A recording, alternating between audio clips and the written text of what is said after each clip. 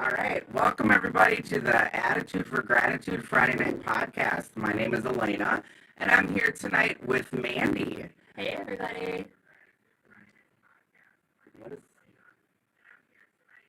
Put it on this. Put it on this. Put it on back on the music. What's going on?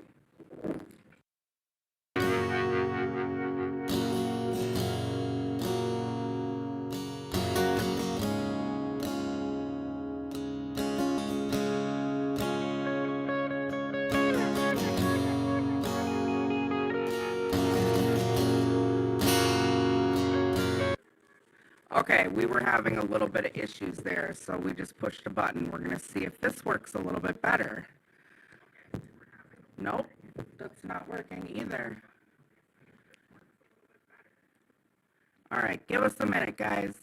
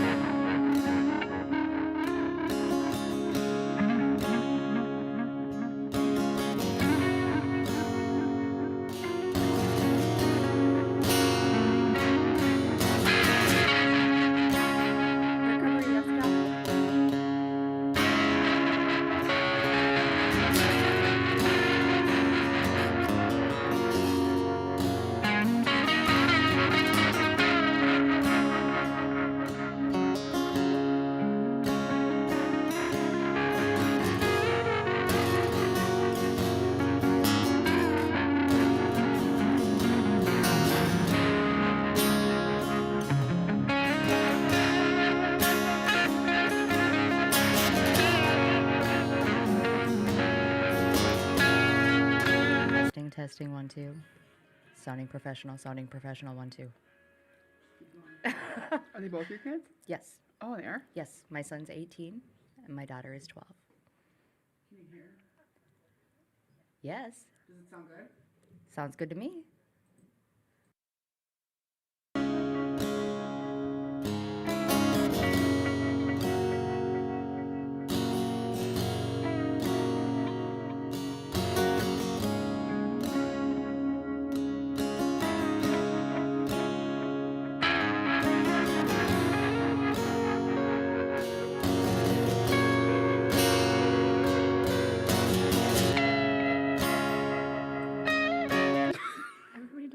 All right, welcome everybody to the Friday Night Attitude for Gratitude. We're hoping that this time this works. Oh, listen to that, it works. I'm here my name is Elena, and I'm here tonight with Mandy, and we are having an all-ladies evening, which means there's no Tad and Tim, unfortunately. Tim is still out doing his biking adventure. I talked to him the other day, and he is having an absolute blast. And Tad is out doing the adulting thing. He's at work tonight. Yeah, and I got the message today that I just don't screw it up, and I said I make no promises. Is that what he said? No, he said something nicer than that, but I'm just going to twist it around and make it sound mean. Stuff up now. I'm ready. Let's screw stuff up. What? Getting Elena riled Sounds like an invitation. Well, how was your week? It was fantastic.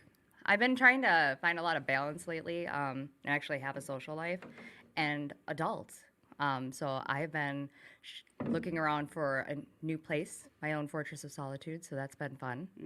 And then got to see the new movie. What is it? I had to write it down because I couldn't remember. Shang-Chi. Show what? Shang-Chi and the Legend of the Ten Rings. Marvel movie. It's actually really good. Oh, Marvel movie. Yes. Did Tad I was going to say, do you want to guess who I went with? Did Tad take you to that? Yes. Yes. Okay. Good movie though. I dug it. Oh. Other than that, just going out celebrating some sober birthdays, fellowship. I saw that on Facebook. Yeah, it was fun. I It was saw an that. interesting evening. How was your week? Oh, honestly, my week was really long. With all of the changes with the weather and everything like that, like it's making winter is coming too fast. I'm sorry. Like as it gets colder, I just keep looking outside, waiting for that white stuff to fall, and that is not what I want right now. Like the leaves in my backyard are turning red. What? It's happening. No, Once Labor Day hits, there's no turning back. I'm not ready for it. I'm not. Me either. And now, today's my daughter's birthday. Yay! Oh, happy birthday.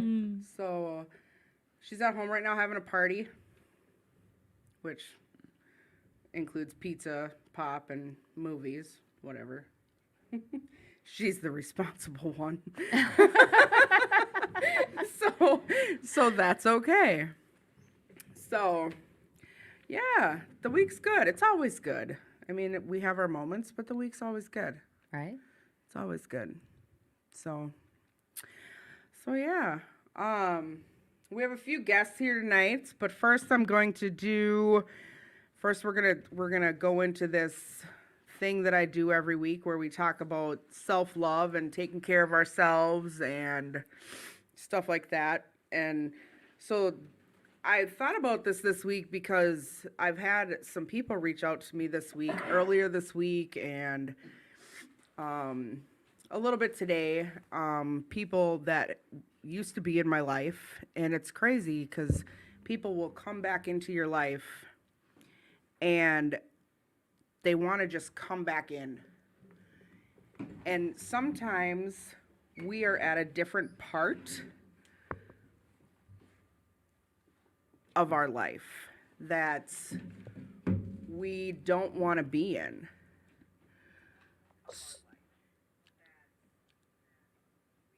So we don't always bring those people back into our lives. So I've had to do a lot of thinking this week. And sometimes with those people that want to come back into our lives, we don't always bring them back in if they were somebody that would bring us down in the past, or if they were somebody that would hurt us in the past. We would only bring people into our lives that uplift us, that make us happy. So you got to kind of look at the people in your life that you keep. Don't keep people that hurt you. Don't keep people that bring you down in life. And that's something that I try to tell my kids every day too. Because not only do they put themselves down every day, but to have other people put them down too, it just drops so much self-esteem. And that goes for myself too. Like, I can't be putting myself down and having other people put me down, because then I'm going to have no self-esteem left. I'm going to have none. And I need to keep putting myself up and having people around me that put myself up. Like, that's what I need. So just remember to keep people around you that keep keep lifting you up in life, that keep making you know that you are worth a lot and you're not nothing. You are everything. You really are. So, with that, we have two guests here tonight. Oh, wait, what's that thing Tim says and Tad says? What do they say? Chop it up. Oh my Is that what they goodness. say? Chop it up. Let's make Tad and Tim happy. They say chop it up. Whatever they say. So, we have two guests here tonight. Do you guys want to introduce yourselves? Hi, I'm Carla, and Hi, Carla. hi. I don't know I'm Carla. I've been in recovery for about 12 years, and I'm happy to be here. All right. And who are you? My name's Alicia, and I'm an alcoholic and addict. And you want me to say my sobriety date? Sure. Okay, December 1st of 2005. Ooh. It's coming up. That maybe sounded weird. I'm an addict and alcoholic as well, not just in recovery. You're just hanging out for no reason? Yeah, I don't know. I feel like I should correct myself. Like, hi, I'm Carla, and I'm an I just addict show up for alcoholic. the coffee. I don't know. Maybe you should have said introduce yourself like we're at a meeting. I don't know. You can introduce yourself any way you want. I'm Carla, and I'm an addict alcoholic. I've been sober since 8/31/09. Hey. There, okay, that felt better. Let's do that. Did that feel better? Yeah, I'm better now. Woohoo! We're on board. All right. Well, is there anything that you ladies would like to talk about? Alicia's got this big book over here that looks like it's fallen apart because it's been used. That's what happens when you use your big book. It starts to fall apart. Well, you can't come speak or share the message without bringing the big book. I mean, in my experience. You know, Carla and I were talking about like what do we want to talk about and how should we word it. And, you know, for Carla and I, both of us, I mean, we have a number of years, but I wouldn't say I have long-term recovery. You know, we know a lot of people with 20, 30, 40 years. But we really want to talk about how to remain sober, but also live a life of recovery through the trials and tribulations of life. You know, for me, the first couple years, I mean, it's not the pink cloud, but you know, you're starting with nothing and just even, you know, getting a mattress or, you know, being able to put gas in your car or, you know, any of that kind of stuff is just so like exciting. It's just so awesome. And I actually have a story about that. I remember one of my shining moments in my first year of recovery was I had gotten an apartment. So I went through sober housing and got a job, and I finally got an apartment.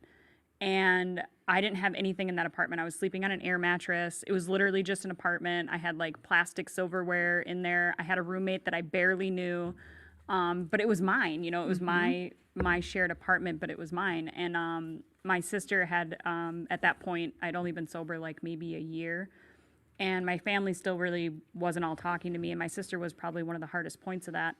And I don't recall her ever really calling my phone before that point. And she called me one day and said, hey, Mom called me and said you're looking for a couch.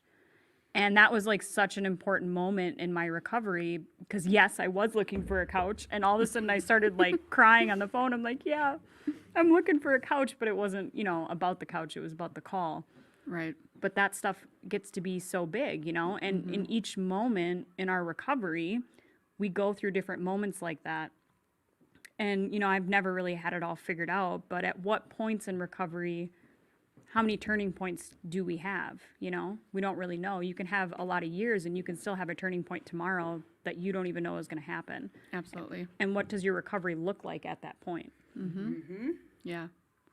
Yeah, I mean, that's really, you know, what it comes down to. You know, I know that, you know, for me, the first couple of years I was just so excited to be able to wake up and not the first thing I do to think about is getting high and, you know, but then started gaining responsibilities and started, you know, getting a career and, you know, children and a husband and, you know, my family relying on me and other people relying on me and, you know, all these responsibilities, you know, around me. And how do we continue to remain, you know, humble enough and teachable and in the moment through all of that without getting those thoughts like, I got this, you know, if I can handle all this, I'm not lying, like these thoughts came across in my head. That's why I'm sharing it.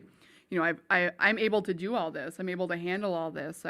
You know, maybe I wasn't an addict after all. Maybe it was situational, you know, and it's like, no, you know, really remaining teachable and humble in those moments. And really knowing that I know in my heart of hearts, even when those thoughts come through my mind, I don't allow them to go to my heart because in my heart, I know that, you know, if I start using, I'm going to lose every single thing that I worked so hard to get.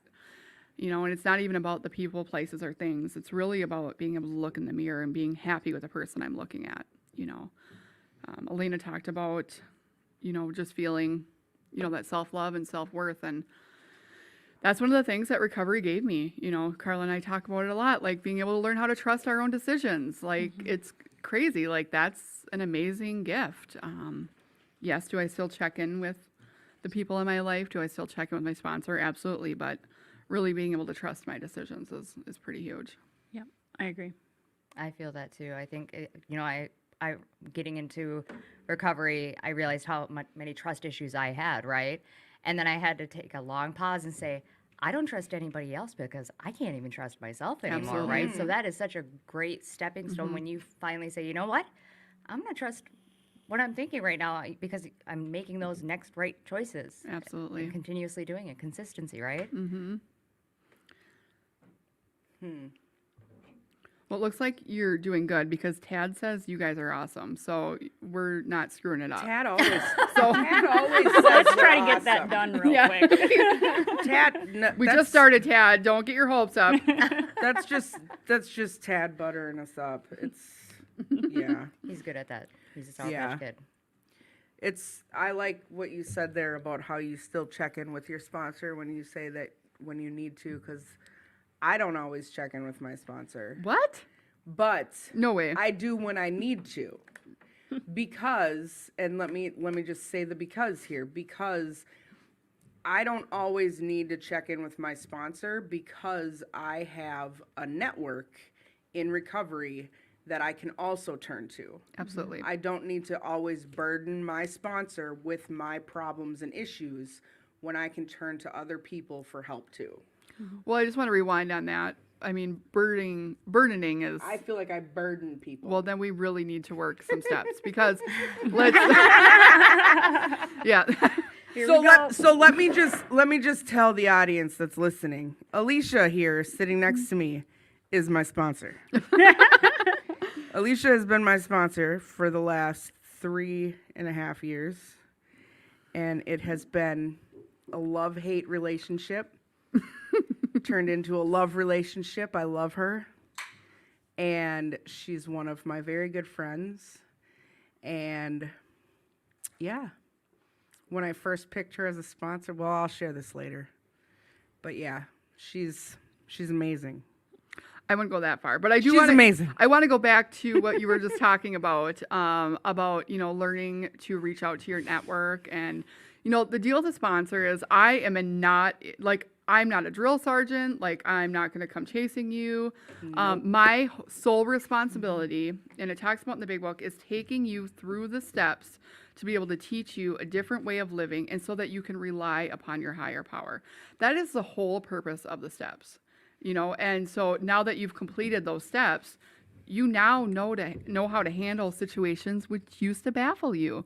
And part of handling the situations is praying, reaching out to your support network, and and obviously checking in with me and the people that love and care about you, and being real and honest with yourself. I mean, that's one of my biggest defects is, I can sure convince myself that I don't need to get up for work.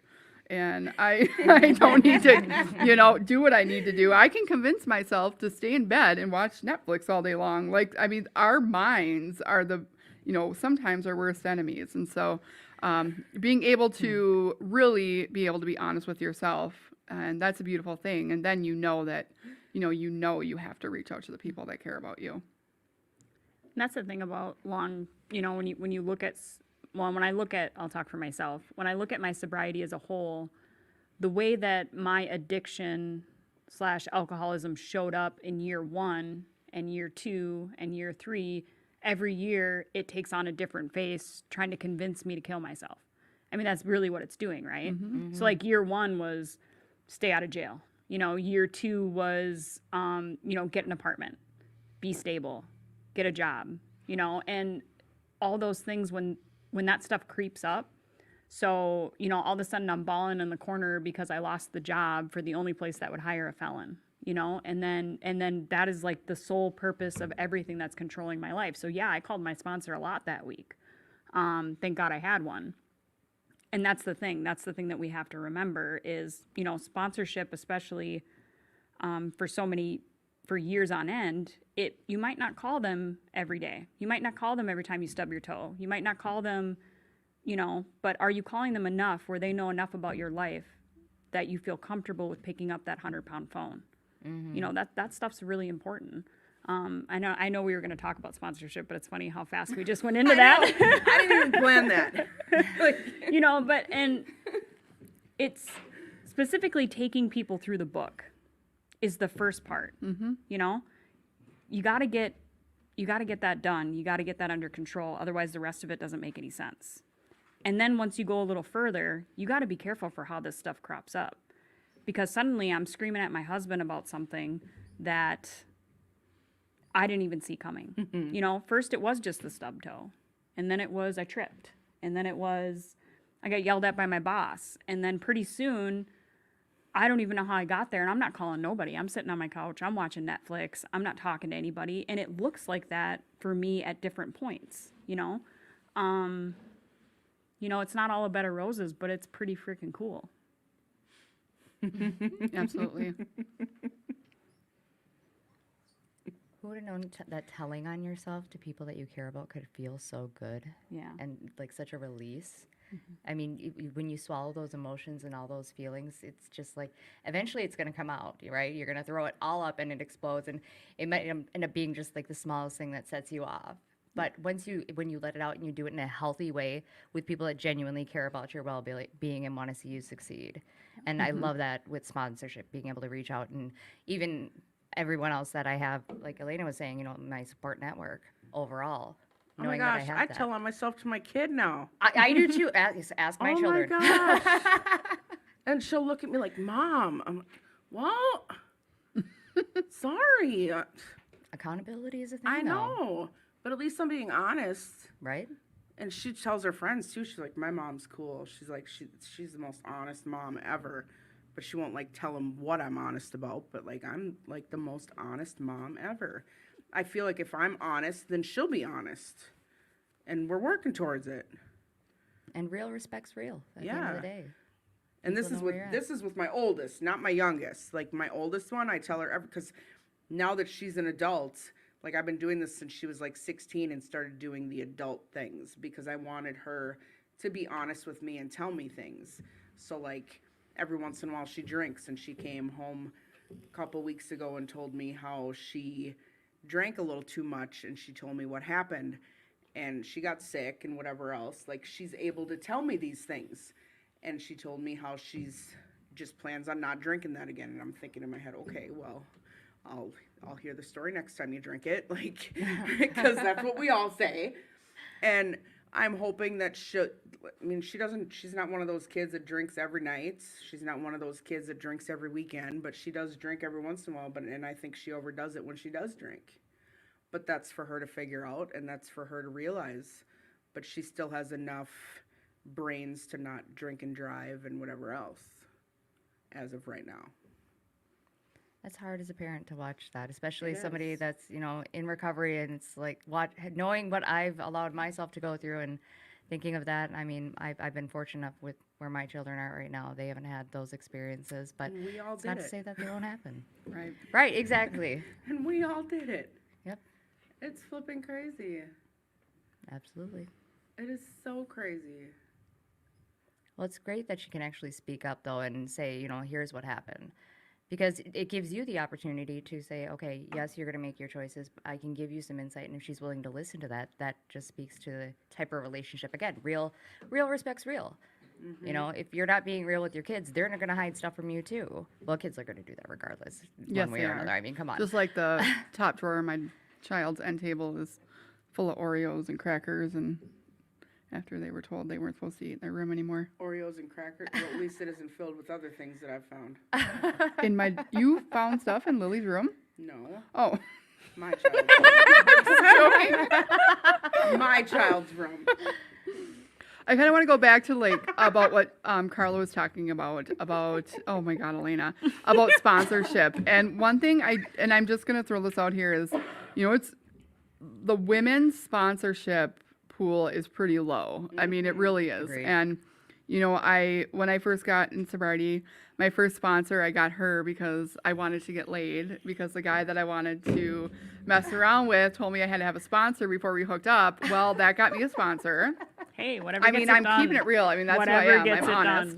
done. And then my next sponsor, you know, I loved her. She really, truly was amazing.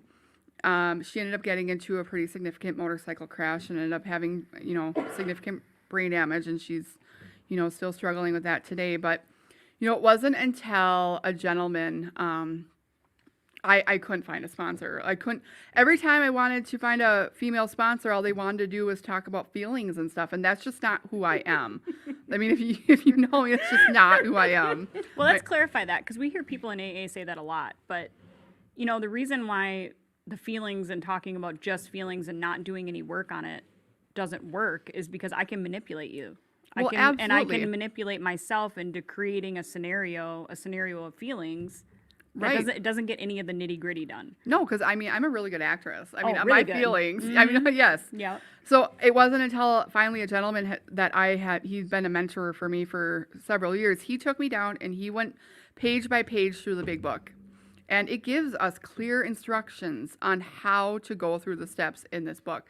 And until I sat down with him and we read sentence by sentence, page by page, and worked the steps as it is clearly written out in this book, that wasn't until I fully understood what real recovery was like, what real recovery is. You know, for me, it was a lot about fellowship and hanging out and all that stuff. And, you know, I would go help people and do all that. But it wasn't until I finally sat down and worked these steps that I figured out why I was using, what my patterns were, why I was continuing these patterns, why was I hurting people. You know, I ran around and made amends and had no fucking idea why I was making an amends. You know what I mean? For all those years, you know, until I finally sat down and did a thorough fourth and fifth, figured out my patterns. And, you know, life has been a lot different. And that is how I sponsor today. You know, I think it's hard for a lot of women. I will sit down and be like, okay, bring your big book. And we sit down and we read page by page. And they're like, no, we want to talk about, like, my boyfriend did this and my kids did this and my work. And I'm like, no, we are sitting down and we are reading the big book. Like, we are going through step by step. And honestly, that's the only time I found freedom, you know, was when I finally learned. And Carla and I actually share the same sponsor. And our sponsor, who has 30 plus years, love you. She doesn't put up with any shit. And it was just a blessing that she came into our lives when she did. Both of our sponsors we had the same sponsor at the time too. She kind of took off. And we were both really searching for a sponsor. And we found Shannon, won't say her last name, but Shannon. And man, she's got 30 plus years and she does not take any shit. And every time we call and complain, she'll pray with us and she'll go right back to the big book and she'll redirect us. And that's what I need in my life. You know, I don't need somebody to get sucked into, oh no, I don't need to hear, oh no, I'm so sorry you're going through that. No, really. I mean, Well, and I had super similar experience.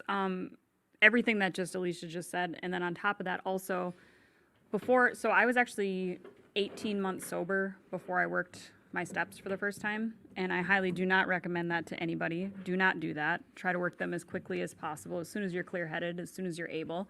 I remember I was basically just trying to stay out of jail, right? So I'm just, you know, living day by day. I'm getting up, I'm going to work. I made work my higher power. And I'm doing that day by day. And I would go to like meetings and I didn't know what the heck you guys were talking about. Like, right. I would go in the meeting and they'd be like, you know, saying words like amends. I didn't know what that was. You know, not really, you know, and I would look up at the steps on the wall and I was like, I'm doing like half of them, kind of, you know, like sometimes I tell people when I'm wrong and, you know, I talk to God, you know, like, isn't that good enough? Like, I thought I was doing it. I thought I was working a program of recovery, and it's not talked about enough on what that process looks like. Mm-hmm. And in about 18 months sober, that's when I lost my job. And that is what I had made my higher power. And I had a choice that day. That was one of those tipping points, turning points for me. And I could either choose to go out and drink, or I could choose to take my ass to a meeting. And that day I chose right. And thank God, because that would have been my relapse. That would have been, you know, what that looked like for me. And I remember I went over to the New Hope Alano, and I kind of waddled my way in there, and I'm just like mascara running. I'm that girl. Like, I showed up and I just looked, it was like the worst day of my life. Definition of hot mess. Yeah, hot mess. Oh, it looked so good. And a good friend of mine, Dave, was sitting at the table. He's a little staple in that club. And He's the one that took me through the steps. I know. That me and Alicia, a lot of points in our recovery here. So he's sitting at the table. He always sat at that table. And he goes, oh, what's the matter? And he's like, why don't you just go into that women's meeting over there? And they had already started, and I just sat there and cried the whole time. I mean, I totally disrupted their meeting. But again, I'm sure they didn't care. I bet you a lot of those old timer ladies thought it was adorable.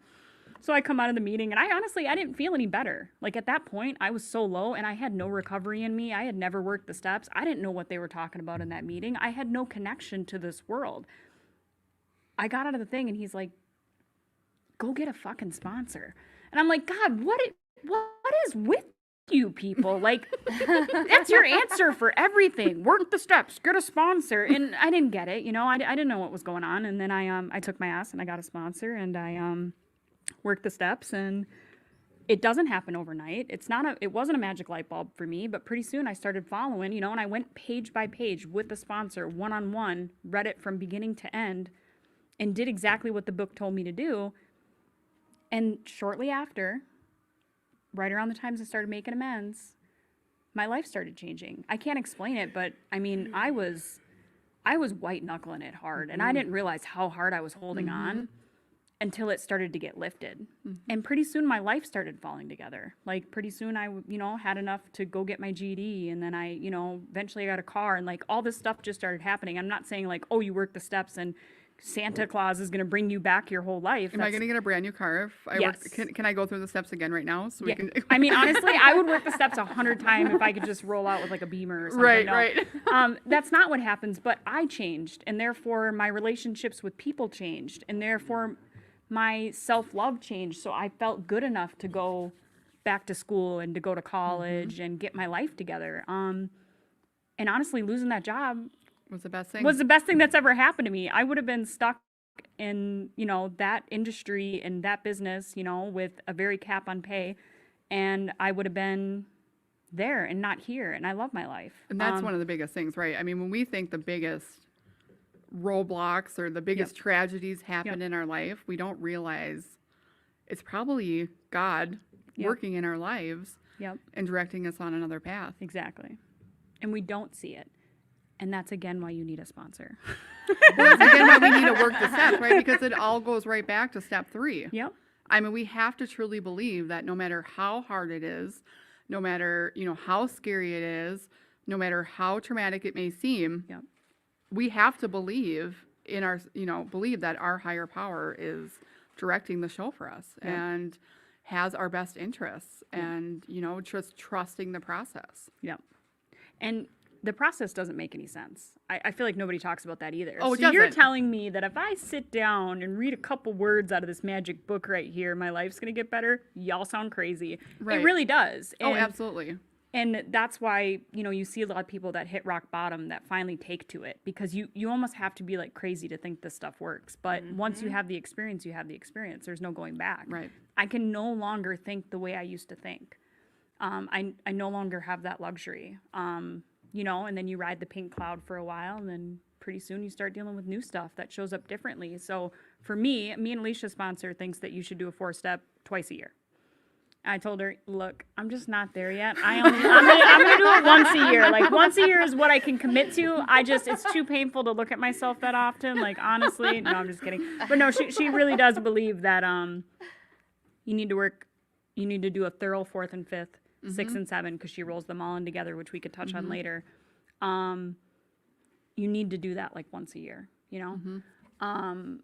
Obviously, the more you do in recovery, the better the results you have. If you want to sit in your shit because you've become accustomed to it and you like the way it feels because it's comfortable and it feels, you become accustomed to it, then yeah, go ahead. But when something tragic happens, I am not willing to be unprepared. So, I mean, I've had a lot of crappy stuff happen to me in recovery.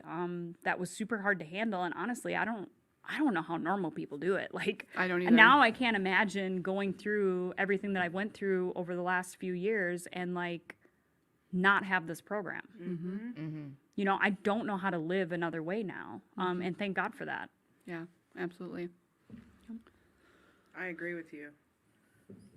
I'd be completely, and it wouldn't just be not just the program, but my friends that I have in recovery, including the two of you, the last couple of years, I'd be a goner.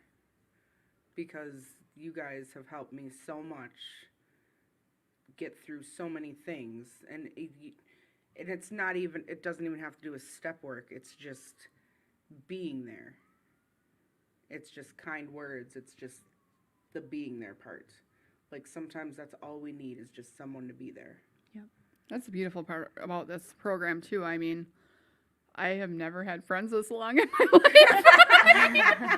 Like, I'm gonna keep it real. Like, I mean, if y'all see my 4th and 5th, you've seen my patterns. You know what I mean? Like, I get scared, I get fearful, I think you hate me, I'm gonna run. You know, a lot of trauma in my childhood, you know, really abandonment issues. And so if I even feel like you're a little bit mad at me, like, I'm just gonna run. Like, I would just keep moving and, like, you know, run away. But, you know, this is, I mean, I'm learning how to be a friend. You know what I mean? Like, it's pretty freaking cool. But that's, you know, that's what that inventory taught me is, you know, what were my patterns? Why was I doing the things that I was doing? I don't want to keep those patterns anymore. Like, those patterns, like, harmed me a lot. And now, you know, through the years of doing these inventories, I get to figure out all these new patterns that I have, you know, and just keep working on them. Oh my gosh. I just keep, What, Elena? What? Oh, all right. So earlier I talked about how Alicia is my sponsor. So, oh yeah, it was about 3.5 years ago. I decided that I needed to quit drinking. And because I quit doing drugs a long time ago and I started drinking because that's what we do as addicts. We go from one thing to the next. And I decided the only way I was going to stop drinking is if I found a sponsor.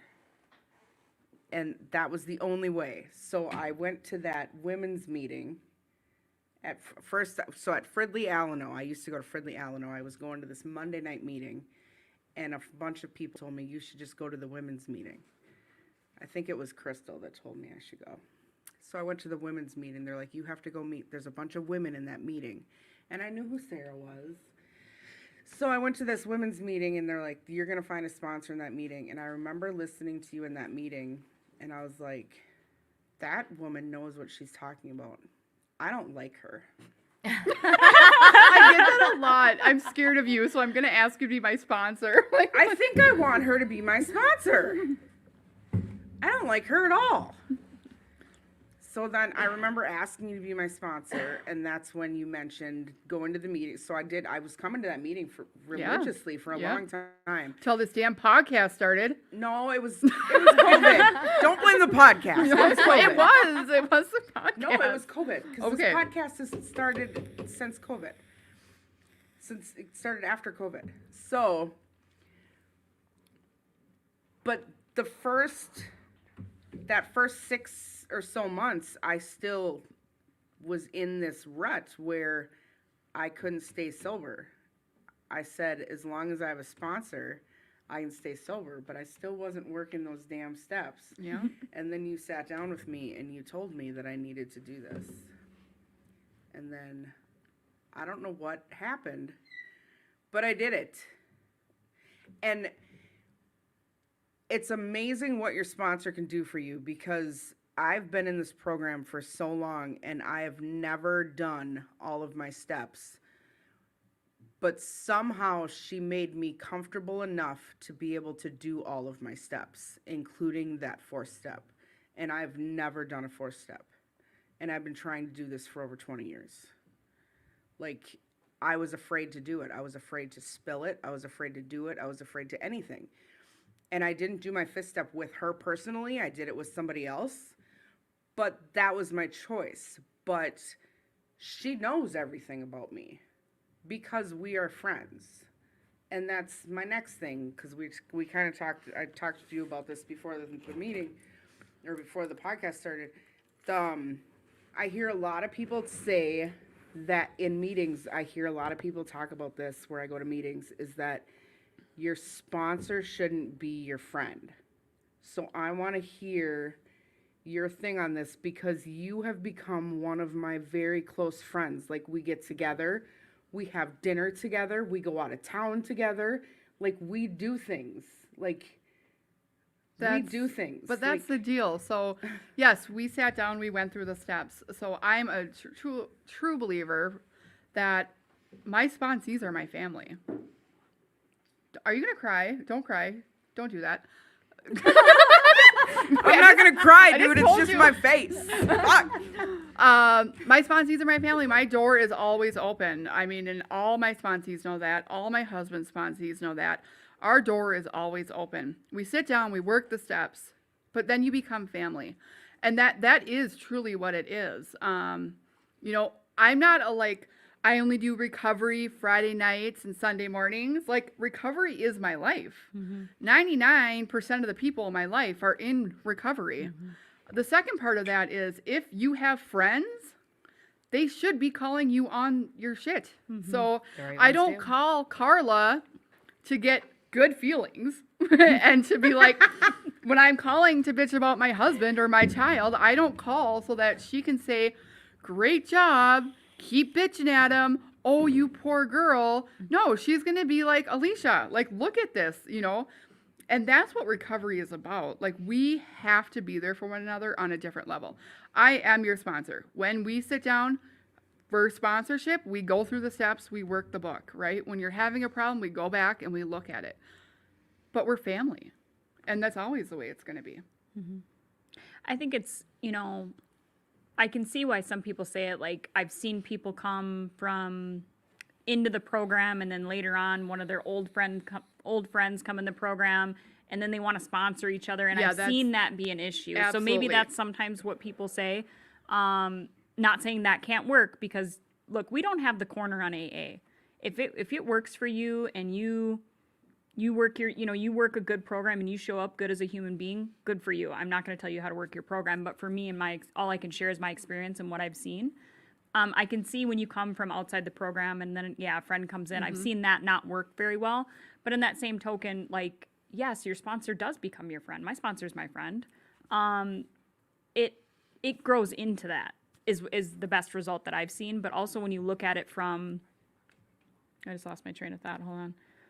When you, Well, there's this fly. it's and I'm- also past my bedtime. I just want to point that out. This is a very late podcast. These guys know I go to bed very. I have to wake up very Let's early just say for how work. old we are, because I think that you're making us sound really, really old right now, Carla. Oh my God, How old are you, Carla? I'm 33.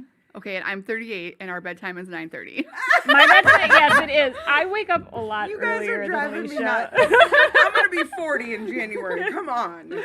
I wake up very early for work during the week. Anyways, that's Oh fine. my gosh. It's easy to, when you look at sponsorship as a friendship, what kind of friends are you keeping? So our past experiences say, like the friends I used to keep, I remember when I was first sober, I had certain people, and I didn't realize, a sponsor pointed this out to me, maybe like my second sponsor or something.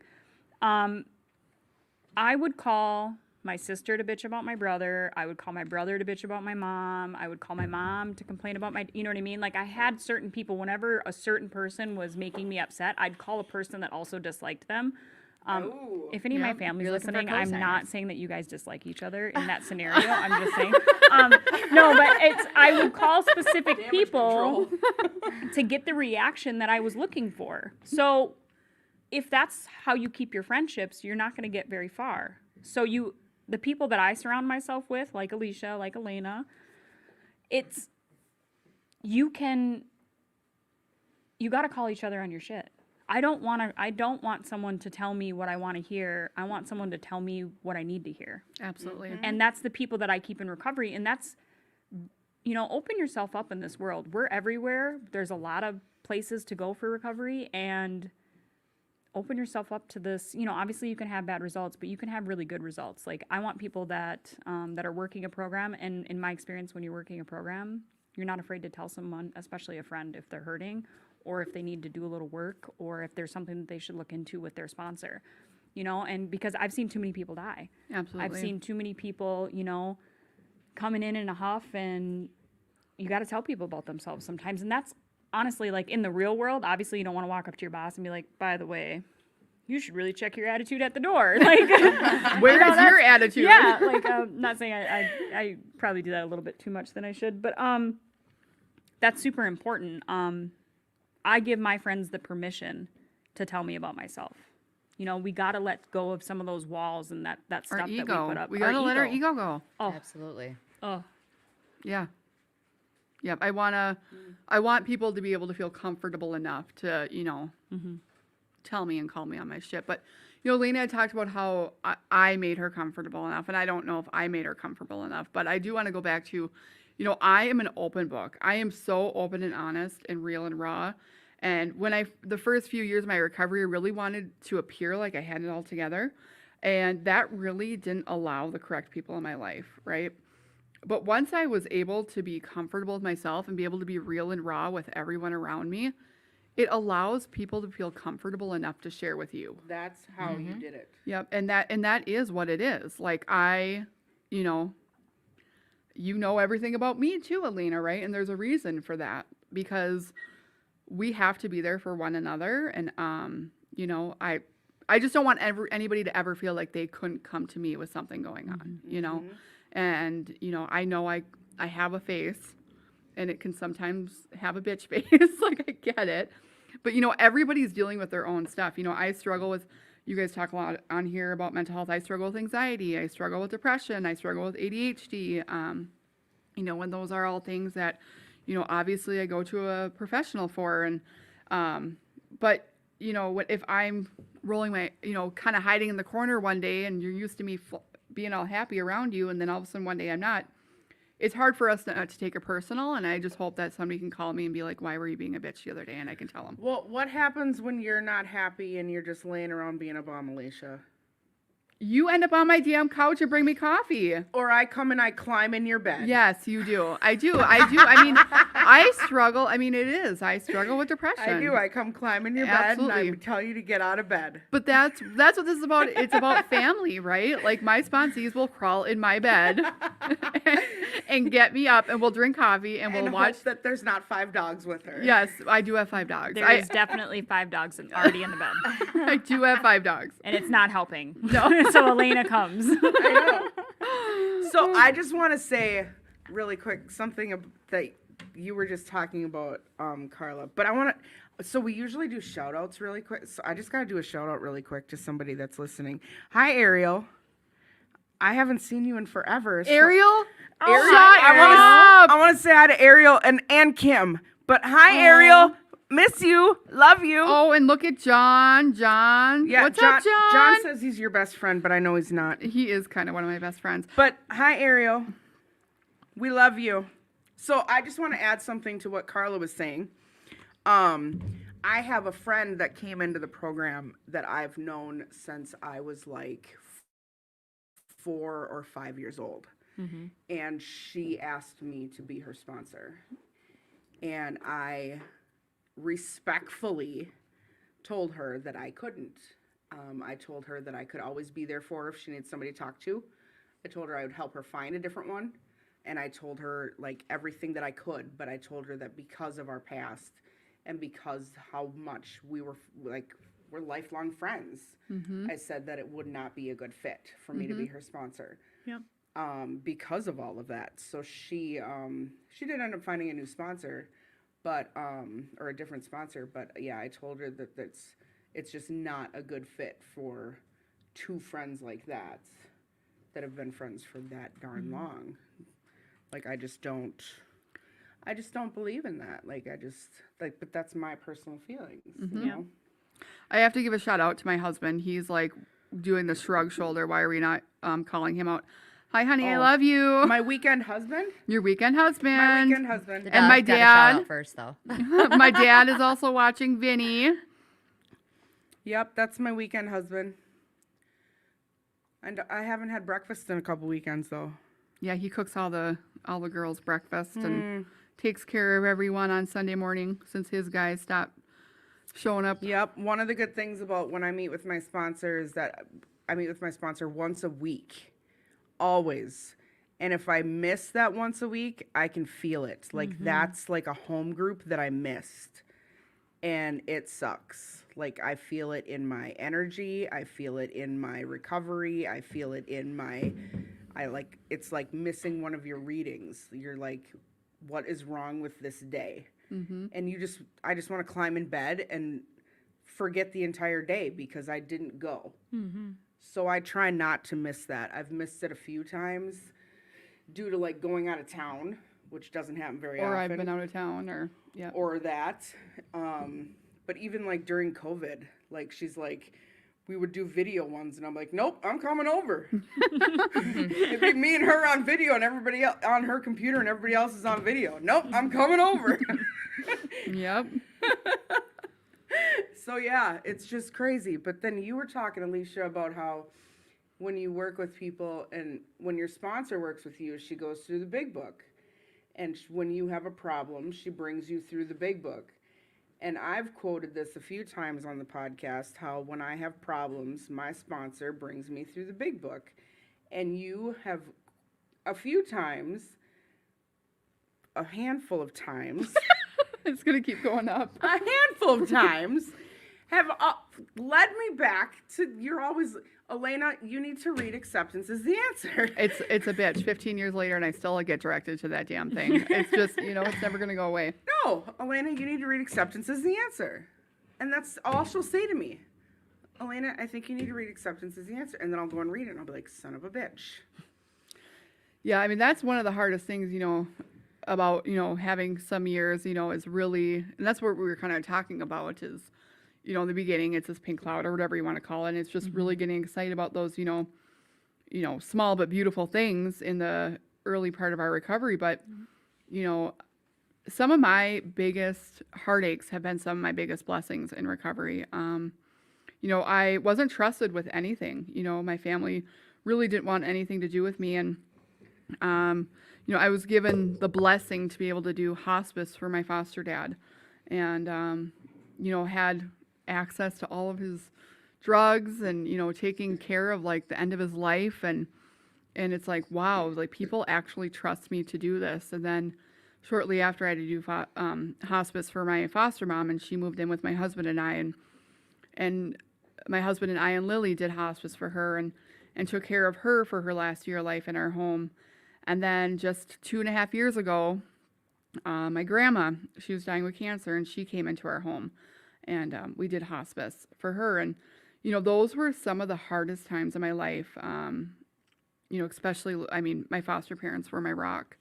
But, it was also my biggest blessing, because if I would have been out there using, I wouldn't have been able to be there for those moments. I wouldn't have been able to be there to take care of the people that I love the most. And that's where that acceptance comes in, and really having what kind of perception we look on situations. Like I could be bitching like, oh my God, I have to be the one to take care of my foster parents. And, they have how many kids and nobody else is doing it. And I'm losing out on all this money. And, I'm taking care of my grandma and nobody else is helping me out financially. And, just all these things. But I was able to be in the moment and be present and be able to be there for each and every one of them and be so thankful that I was sober to be able to do those things. The podcast is called Attitude for Gratitude. And that's where I really need to check myself on a daily basis. I have to make sure that the situations in my life, am I focusing on the positives or am I focusing on the negatives? Because I honestly don't have the energy to focus on the negative. I don't. I just don't have the energy in me to do it. I have too many things to be grateful for today. Mm-hmm. Yeah, we do. Mm-hmm. And if we think that we don't, oh my gosh. You can just start with the moment you open your eyes in the morning. Mm-hmm. The clothes you put on your back, the air you're breathing, like it's unbelievable the amount of things that you can be grateful for. Absolutely. It's not about material things. Oh, absolutely A not. lot of people think it's all about material things, and it's not. No, that material stuff can come and go just as quickly. Unfortunately, my house could be burning down right now, and you know what I mean? All that stuff can come and go. I mean, it's really about the relationship with our higher power and the person that you get to look at in the mirror. Yeah. I'm happy with the person I look at in the mirror. Heck yeah. Well, and it's always really good to be in that moment, and I would love to tell you that I revert back to that always, but sometimes my days are just crappy and I'm going through it and I am, thinking about all the small stuff and I am, getting inside my head because I'm human, you don't have to be perfect all the time. What's the saying? It's okay to not be okay. It's okay to not be okay, of course. That's one of my favorites. Progress, not perfection. That's what I was looking Yes. for because I'm not the same person I was a year ago. And I try to, and you guys can't see my hand right now, but it's like a wavy uphill battle. Like Oh, that was like a dance move. Do it's that like, again. like I don't know. Okay, so like move your I hand. did the same thing. Yeah, Oh, okay, you did that. do rolling with the homies pointing up like towards the mountaintop because that's what my sobriety looks like. I wish we It's- had a camera in I here. know, guys. I know. It's so you dip down and then you go a little further up and then you dip down and you go a little further up and Yep. it's rolling with the homies up towards the mountaintop.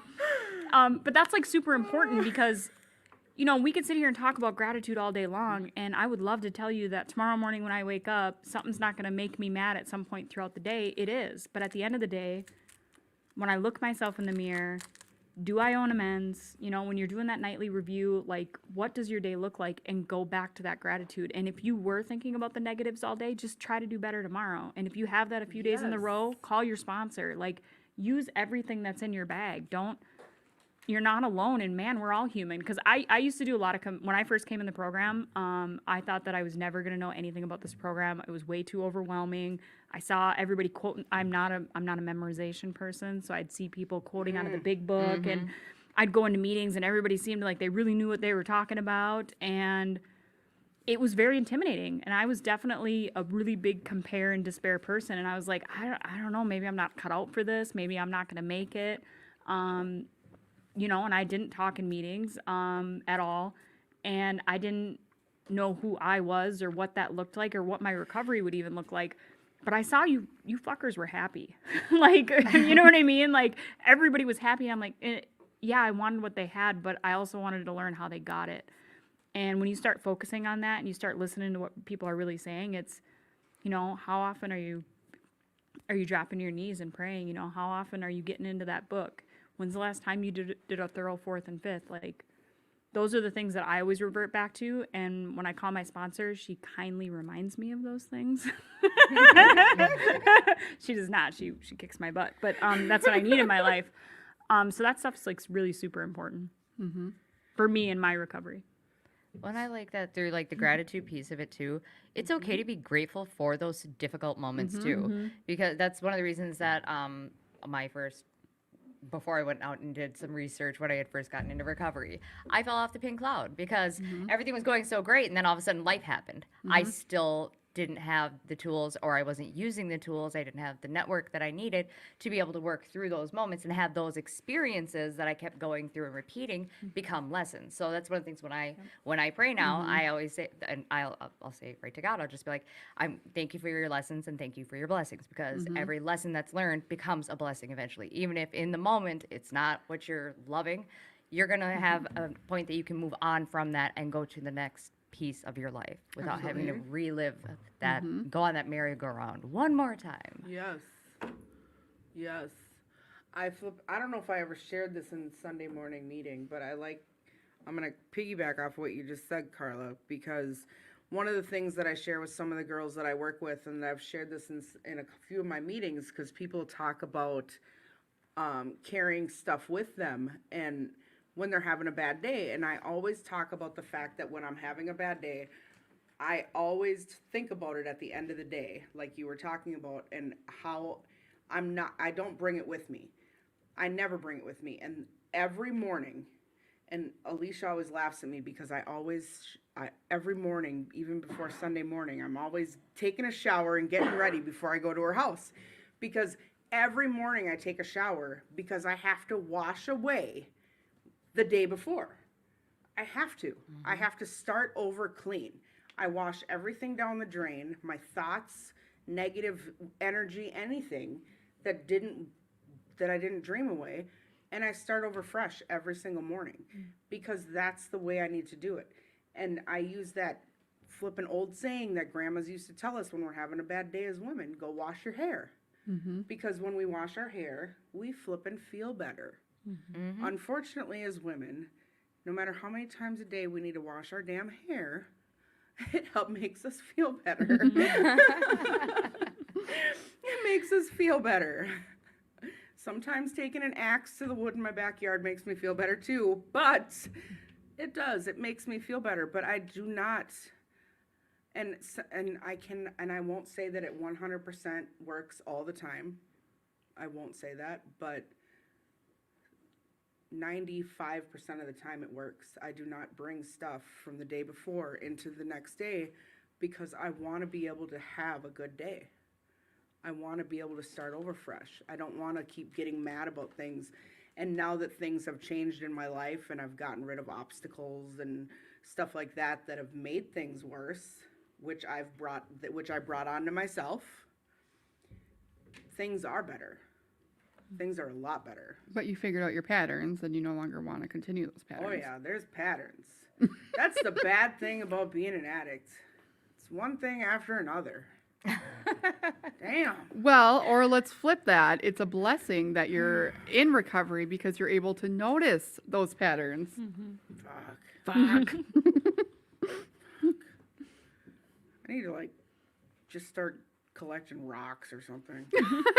But that's the whole point. Like, if that helps, like, we all have to have, and that's that compare and despair thing, because maybe washing your hair doesn't work for you, or, you know, my thing is, and this only works in the summer, but just getting on my bike and taking cruising, off. you know, that washes a lot of stuff away, and it gives me That's my time to next think. goal. I call it meditation. That's my meditation. Yeah. But you got to find that stuff that works for you. I know that sounds like super cliche and like, oh my gosh, we're in this part of the discussion, but you got to figure out what works for you. Absolutely. Because if you don't, you're going to be in a situation where you don't have anything in your bag to pull out. The phone's too heavy. The washing your hair isn't working. It's winter out and you can't ride your bike. Like, you got to have multiple stuff to get you through it. Well, and it's not a stuck in your head program, it's a spiritual program. So it's what you're doing to get in touch with yourself, your higher power, and recognize where you are. Because when you're able to look at yourself and not do it from in yourself and stuck in your head where everything's bouncing around and everything is going a million miles a minute, you can step back and say, okay, how much energy and time am I putting into this? Am I, the serenity prayer, what can I control in this situation? Am I sitting here spinning my wheels over and over repeatedly? And maybe me personally, I don't have a bike, but I'll tell you, I'll jump in my car and I'll go driving for like 4 hours. And that's me and my higher power. We just sit there, and there's times when it's a good conversation. Other times it's like, I'm going to sound like a bitch tonight. I'm frustrated. I just need to be frustrated. I'm going to have that moment, but I know I'm going to be okay when it's all said and done because I need to get this out in that moment, or else I need that distraction in this moment because I know I'm not mentally prepared to be able to address it right now, or maybe it's something that I can address right now. So I need to put myself into a situation where I can be more positive and reassess, readjust, and be more prepared. Yeah. Well, my biggest tool, aside from like spending time with family, working the steps and sponsorship, is obviously helping other people, service work. I mean, it talks about it in the big book. The one thing that can definitely get us out of our head, and to be able to, ensure that we will not go back out, is to be able to go help another alcoholic. And that's what I do. I suit up and I show up and I do the next right thing. There's days that I don't want to suit up and show up and all my girls show up on my bed, but there's also those days where, yes, they do. But there's other days where, there's big events going on in recovery, or we put on events and all that stuff. And, I get told, you need to not do so much. You need to not, try to coordinate everything and do all this stuff. But here's the deal, like, those things were going on for me when I first walked through the door, and they made recovery look fun and exciting. It is my responsibility today to show up to those events, participate, and help support and coordinate them so that when the newcomer comes in, they see what recovery looks like. Because if I'm not having more fun in recovery than I was in my using, I'm going to go back to using. That's the whole deal about it, this, right? I mean, I guarantee, I have a blast in recovery.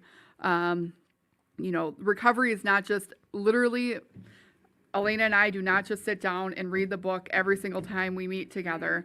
Recovery is also about learning how to have fun. Like, what do you do in recovery that looks fun? This summer, a bunch of the girls and I and Carla, we got a cabin for the weekend, and we went up to the cabin and we cooked and we napped. I Oh, taught we them how napped. to use a grill. And oh yes, she grilled. We played games. We laughed. We had so much fun. And that's what this recovery looks like. Having fun in recovery is a huge part of this. Yep.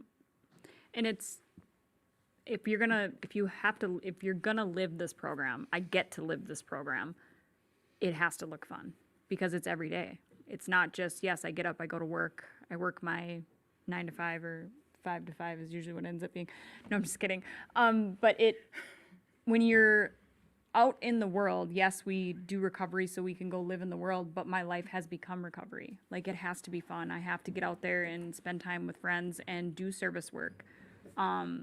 I did a stint on a board of directors of an Alano club recently, and I needed to do that. I needed to be a part of, and everybody was like, "Oh, don't do that. It's very complicated. It's a lot of drama. It's a lot because you get a bunch of alcoholics in a room with an opinion. It's a lot of fun." But it was something that I had to do, and I'll gladly do it again sometime soon. And I do. We overdo it, right? But what am I spending that time with? Am I overdoing it? I'm really guilty of working too much. I'm super guilty of, putting too much on my plate and burning myself out. But I'd much rather be AA burnt out than, drug burnt out or work burnt out. It's really easy for me to fall in these addictive patterns. I Or agree. watch too much TikTok. No. I thought you no deleted such it. thing. I did delete it. Is it back on your phone? No, I don't know if you know of Instagram Reels. It's very similar to TikTok. You got me on TikTok, and now I'm on it, and now you're not watching. I'm an Really? addict. I had to delete it. It was taking. Well, what happened was my our nephew that we have at our house quite often. He's like, "You're on your phone a lot." Oh yeah. I know, so I had to delete it. So, but that's the thing. Like, at least I was conscious enough to be like, "Oh, whatever. You Go can play watch with your all tablet." those videos on YouTube. Yeah. So it's really easy for me to, well, and that's the thing, like, my addiction shows up differently now than it did 2 years ago, than it did 4 years ago, than it did in the beginning of recovery. It's really easy for me to, all of a sudden I'm getting pissy at work. All of a sudden I'm watching too much TikTok. All of a sudden I'm coming right home and sitting on my couch and canceling going to a meeting. And it happens so slowly. About 4 years ago, I had someone very close to me relapse, and that person was very, very, very active in the program prior to that. But they were very close to me, and I got to watch. This changed my recovery forever. I got to watch the slow downward progression. Yes. And it didn't, you know what it looked like? First, it was just not answering the phone call, maybe after this episode, right? So it was just real subtle. I went to my meeting last week. I'm not going to go this week. You know what? I'm going to start going every 2 weeks. I don't feel like I need to go every week anymore. And then pretty soon it's, I said I was going to greet, but I'm not going to greet this week. I'm not going to go early. Someone else will do it. There's a million people there. They're going to handle it, I can't give that guy a ride. I'm too tired after work. I don't want to do that. It happened so slowly. It was like a year-long progression that watching that slowly happen, that I didn't even notice it was happening to someone so close, that when the relapse actually happened, because of course it did, because when you stop doing the program, in my experience, a lot of times that's what happens. I was shocked. I looked at my recovery and what that looks like, because if I miss my meeting every once in a while, it's not a super big deal. But if I start missing my meeting every week, if I stop meeting up with my sponsor, if I stop picking up that phone, like, I know what it looks like for me because I've gotten real close to that point in recovery. It's dangerous. It might take a while to relapse, but I'm going to be pretty miserable right up until that point. Dry drunk is a real thing. Showing up in this program and not, once you've lived the life and then going back to not living the life, it's pretty tragic, and it's super hard to get back in the program after that happens. That progression, I call it writing permission slips. Yeah. It's just this. It's just going to be that. Mm-hmm. And I think of when I was a kid, my sister and I wanted to go. We just wanted to put our toes in the water. That's all we wanted to do up at the cabin, right? My parents were like, "No, it's too late. You're not going to do it right now. Whatever." So we went and sat on the docks. Well, we did it anyway. By the time my parents found us, we were completely Swimming. wet. Yep, swimming around, fully clothed, whatever, in trouble. And that's how quickly it can go. Though. Oh, I'm just not going to go to that meeting. I don't need to call right now. No, I don't need to go through with that commitment. And just continuously doing that, that's that progression. And it's very slow at first, but once the relapse happens, that's what I call cliff jumping. It's just like, and then for how long it takes to go through and in recovery to start reaching some huge milestones, it takes just a split second to lose it all and get right back to where you were, if not at a much deeper, darker rock bottom than where you were before. Yeah, one decision away from losing everything we have. Absolutely. Non-stop excuses. Yeah. We're always Well, full of excuses. Well, and I really think, I've, been around for a little while and, coming back and looking around, I've seen how damaging COVID has affected the rooms of recovery. yeah. The meetings that we go to over at the Eleanor that we go to, we have probably 40% of the attendees showing up. And I'm really terrified, terrified for the people that are not showing up. I'm terrified what this disease is going to do. I think about that a lot, It's a scary thing. And COVID is a very good justification for people like us to not show up to a meeting, right? I mean, that's not like I worked too hard today, we're able to really justify that one. But, I still went to meetings throughout that time. We actually did a lot. Our group did like 3 Zoom meetings a week. We would try to, because we were all struggling so much with what was going on. And, I know that this disease of addiction is going to kill me way faster. And I have a higher probability of dying from my disease than I do of getting COVID. And that's nothing to minimize what's going through. I do want to send a shout out and a prayer request to anybody who's listening, to our friend Chuck, who's in the hospital right now. Yes. It's really sad, and we're just really praying for him and his family and all of our friends, because he's an old timer in this program, and he really showed a lot of us how to have fun and really take recovery seriously. So just sending out prayers and love to him. But yeah, it really does break my heart to see the little attendance at this point. Yeah, I know COVID was has been really hard on recovery and everyone, and overdoses and relapses are at an all-time high. I would say, trying to be grateful and look at everything as a positive. The one thing that COVID did teach me is a little bit more about balance in my life. It taught me to be, showing up better for my family, because Yes. I do everything a little bit too extreme. So before COVID hit, I was gone like every night of the week doing something either AA related and I was not spending a ton of time with my family. And that's what COVID gave me, was remembering that I had a family, and that, that I enjoy spending time with my husband. You're welcome, honey. So that's kind of cool. Cause I know he's so lucky to have found you. Oh, he's so lucky. That's an inside joke. Yes, he's very lucky. But it taught me a little bit more about balance, and that's something that I think we should talk about, because I super struggle with balance, because either I'm Miss AA, I'm the best wife, I'm the best sister, I'm the best mom, but I'm never all those things all at once, and that's what I want, because I want my ego to be fed. Because we have to be the best at everything. I want to be the best at everything. I No, just we want to be can't. the best. I want to be the best employee. I want to be the best boss. I want to be The best person at recovery. I want to be the best AA person you've ever seen, and I want to do all that at the exact same time. And I want But- I want my gold star for it But too. I also want But to if take a you're the nap. best- yeah, but at the same time, I just want to stay in my But- bed and watch Netflix. But let me ask you a question. If you're the best, how are you gonna remain teachable? I want to graduate from AA. That's what I really want. And I want to know where my gold star is. No, that's it. It's you know, in the back of my ego mind, in the very, very back, that's really what I'm trying to accomplish. And in that same token, I'm just trying to show up and be decent in all those things. I mean, I'm okay with that. And I overdo everything. So finding out what my meeting schedule looks like and what my family time looks like and what time with my husband looks like, what I need to look like at work, is something that I'm constantly working on and checking. Because balance is a real. You realize it's going to be a lifelong journey for everyone. Oh yeah, right? just that's- forever. I'm just gonna hang out I've on the been hearing teeter totter. balance for. I'm like, when do we figure this balance thing out? Like, don't. I mean, Never. when do we do, right? And Yeah. I mean, We don't.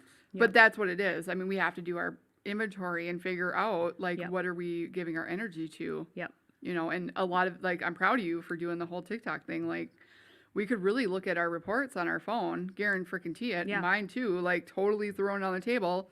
I wonder why my house hasn't been dusted or, you know, I haven't done all this extra stuff. Well, I guarantee I have like 11 hours between Facebook and TikTok this week. What could I have gotten done this week if I wouldn't have been TikToking and Facebooking, right? Yeah. So I have to tell you, I realized how much that. So when I get home from work, I realize that I sit on my phone, and now I do to myself what I used to do to my kids. I have screen time. So I read, so I have books that I like to read. So now I sit and I read my books, and then so I'm a TikTok junkie too. I wait until I go to bed at 9:30 and I watch TikTok laying in bed for about 45 minutes before I go to sleep. But that's when I do it because. But we have to put limitations on everything. Because otherwise I will sit there for 4.5 hours on the couch, hanging out with my dog, Yep. watching TikTok. Or even 30 minutes here, 30 minutes here, 30 minutes here, 30 minutes there. Because you know? they're funny ass videos. Well, we're addicts. We don't. We It's that like that addictive off switch. personality. You know, Yeah. that discipline in so many ways, and that's part of our ego. We want more. You want to be. Yeah. I want to be better at everything. I want to watch more of this. I want to see more of that. I want to be better than. I Well, need more. That's It's our either ego, that and that's or I something want else to you watch don't a video conquer. with a husky howling and watch and see if my dog will do it. Like, But that goes back to that sponsorship / group, you know, like I was honest with like even my coworker and with Alicia and with Elena. I was like, you know, obviously my nephew hit me in my feels because, you know, and we have him like every other weekend and he's like, you know, you're on your phone quite a bit. He also told me I had too much hair in my shower drain. And so like, and he's just a really honest kid, you know what I mean? Like I love him to death. And he's just right, you know what I mean? And I'm like, you know, how do I want to be spending my time? But I don't always notice myself. I have to talk about my life with friends, even the unconscious stuff that you're like just sharing about your week. Well, you know, the boss pissed me off, and I went over here and did this, and then I went over here and did this, and by the end of the week, I was just really grumpy. And then your friend's like, is there something else going on? And then you, for the first time that whole freaking week, actually stop and think about it. You're like, yeah, got in a fight with my mom on Sunday, or and I got this going on, and it's really important, and it's really bothering me, and I feel like I don't have control. You know, and you get it out. And if stuff keeps building, you know, that's why my sponsor says you need to do a thorough. I know there's going to be some people listening to this that say you do a 4th step once and that's it. Well, that's not the way I was brought through the book, and that's not the way that I've seen the results in my life. So I'm just speaking for me. I can see why she says to do that, because sometimes I don't know what's wrong. I don't know what's going on. I don't know why I'm on the couch that week. You know, mental health is a really important thing. Being open and honest of where you're at in recovery is so important. You know, like, I'm not okay today. That's an okay statement I still to say. have to. I mean, I don't usually like people's opinions, but that one, I don't know how people could only do 1 4 step. I just have to deal with this because I still have to deal with people, places, and things on a daily basis. Like, once I do a 4th and 5th, people don't all magically become amazing people. Like, there's assholes still out there. Like, there's still people that Maybe are they're right just, here. I'm probably going to catch a lot of backlash for this, but maybe they're just not as sick as us. maybe they're not. I mean, they're not. I mean, really. Well, a lot of people feel that once they do their 4th step, that they can do it all in their 10th step.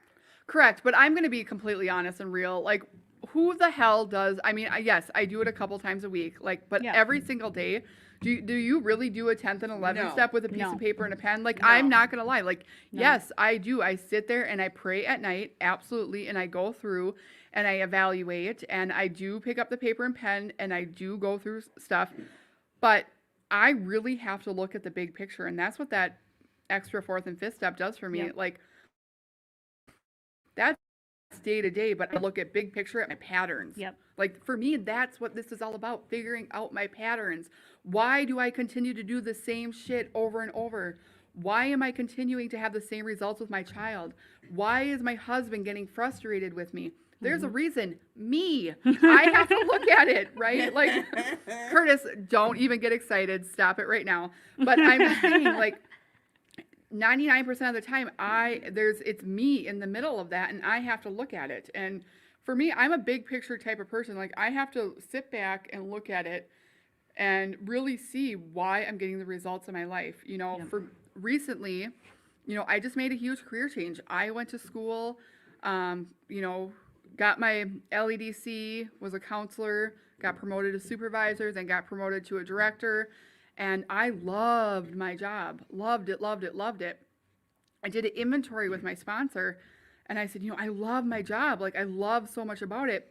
But I have all A, B, C, D, and E affecting in my life right now. My marriage, raising my child, being able to show up for my sponsees, being able to show up for my commitments. And all the patterns resulted to I was spending too much time at work and not enough time with everything else. And I made the decision to leave my career and start a new one. I wouldn't have been able to do that on just a spot check, right? I just wouldn't have been able to do that. Like, I had to look at it from a big picture point of view. It's like spring cleaning. You can have your daily stuff. You're sitting there cleaning your house, doing this, that, whatever. You're sweeping, you're mopping, you're Yeah. vacuuming, whatever, doing your laundry. And then all of a sudden you look around and it's like, oh my gosh, somehow I've accumulated all this stuff, right? All this stuff is built up in my life and I need to go inside and I need to purge this stuff. I need to actually, I don't need to just clean. I need to actually organize. I need to take all the stuff that I don't need. I need to get rid of this. Yeah. You know, That's why do you what got to we do talk with about that spring 4th step. cleaning? I'm Yeah. like, well, I feel just like we pissed off should the entire room of translate for the women. guys on the show. So for all the guys listening here, you know how like you put gas in your car and you change your oil. I'm a car person. You change your oil and stuff. Like you that's like your maintenance stuff. Well, that's your 10 and 11. You know what I mean? But every once in a while, shit gets broken, and you don't know if it's the tie rod, and you don't know if it's like you just got to take everything apart and put it back together in order to figure it out. It's the same thing. Sometimes you need to do a thorough inventory, and that's the way that's what's worked for me. That's all I'm saying. I like that you're reaching all of our audience right Yeah, now. I just want to make sure that they felt included. I'm not saying that. Actually, that was Look at a you little- falling that into was a gender little- roles. I know that was We a little just had a sexist though, conversation because about it. girls might have picked up on that too. For the so. girls that picked up on that, yes. And for the girls that picked up on that, please follow me on Facebook. I want to be friends. So let's talk about this balance thing again that you Oh, talked God. about. Because I hate that word. No, I really do hate that word. because Like, it gets my feelings. no, because because let's talk about this for a minute, because I like how you talked about how when COVID happened, it helped you realize how you needed to balance out your life. It helped you balance out your life a little bit. It did. And I remember before COVID, Alicia told me a few times that I needed to find a way to balance out my life because I was doing so much and I was tired all the time and I couldn't figure out my life, and I was going to meetings and meetings and meetings. Yeah, like like every of the night. week. Yeah. Every night of the week I was going to meetings. And then when COVID hit, I stopped doing that. I started to slowly dwindle down a little bit. And the only place that really had in-person meetings was here at 2218.